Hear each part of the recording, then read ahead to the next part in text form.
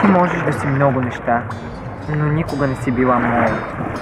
Можеш да си ангел без крила или дявол без рога, но никога не си ме гледала в очите така, както гледа всяка друга мъжка фигура. И може и да съм бил наивен, може и да съм бил жалък, но преглъщах и те прегръщах така, както никой не успя. Сподели ми цялата си душа.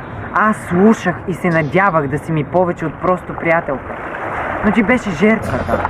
Ти си измъчена от това, че нямаш приятели, а само обожатели. Помня как ти казах и много лошо се порязах. Помня как се запознахме. Телефонът ти на сол, а вълнението за теб ми причиняваше главобол. И ще си спомня последните ни дни.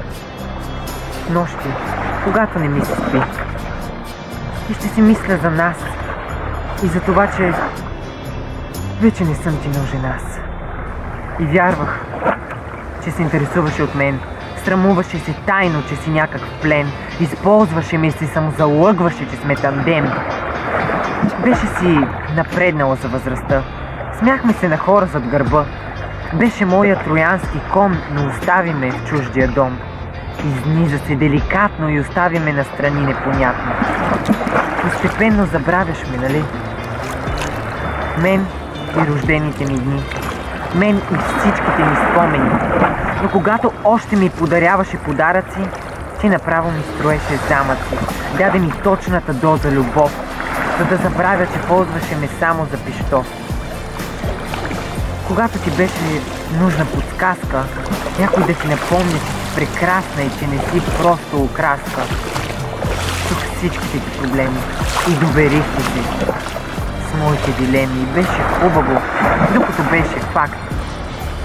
Но сега вече събира прах. И я няма загубената икономка. Ще си остане гниеща отломка. Заставах винаги за теб. Името ти като мое приех. Не съм ти бесен, но увивам се в плесен. Прощавам ти, защото нямаш вина, защото си свободна душа.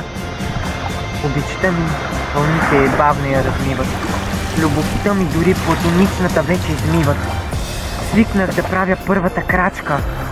Това ме направи и любимата плячка. Но от играчка става плачка. А не искам да играя, защото ми е трудно да ридая. И затова си тръгвам пръв, за да затворя порочния кръг, дори и да ми коства малко кръв. Предполагам, това е края. Признавам ти го, за да се върна спокойно в рая.